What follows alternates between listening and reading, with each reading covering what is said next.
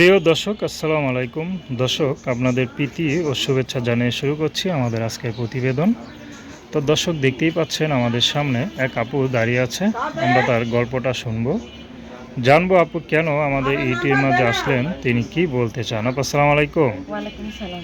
কেমন আছেন আলহামদুলিল্লাহ। আপু? আপনার নাম কি? নাবিলা। নাবিলা, খুব জি। সুন্দর নাম।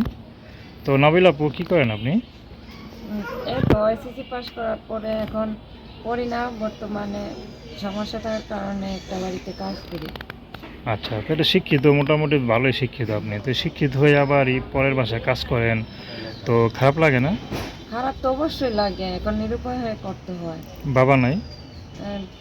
না, মা? মা আছে। কি করে মা? মাও মনে করেন একটা ছোট দোকান আছে, মুদি দোকান, সেই দোকানে টুকটাক কাজ করে। আপনি পরের বাসায় কাজ করেন? জি। কয়টা বাসায় কাজ করেন? এই তো 2-3টা। তো সারাদিন তো অনেক, মানে অনেক পরিশ্রম হয়। কষ্ট করতে হয় আপনার। হ্যাঁ। তো বিয়ে শাদী তো মনে হয় করেন নাই? না, তো এখনো যদি কাজ কাম করে চেহারা নষ্ট করে দেন, তো কেউ পছন্দ করে বিয়ে করবে? ভাগ্যে যে থাকবে সে অবশ্যই আসবে। আচ্ছা, তো এখন ইউটিউবে দাঁড়াইছেন কি মনে করে? এখন আসছি, বাবা নেই, একটা মেয়ের বিয়ে হতে গেলে যৌতুকের দরকার। এখন আমি চাই যে আমাকে মানে ভালোবেসে বিয়ে গ্রহণ করতে পারবে এরকম একটা ছেলে, যৌতুক ছাড়া। আচ্ছা, কোনো পছন্দ আছে আপনার? না, আমার কোনো পছন্দ নেই। তো যৌতুক ছাড়া যদি কোনো বুড়া মানুষ বিয়ে করতে চায়?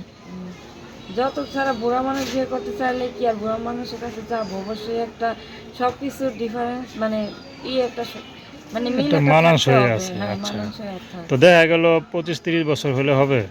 হ্যাঁ, তাতে সমস্যা যে নেই। তার ঘরে বউ বাচ্চা থাকে, বিবাহিত হয়?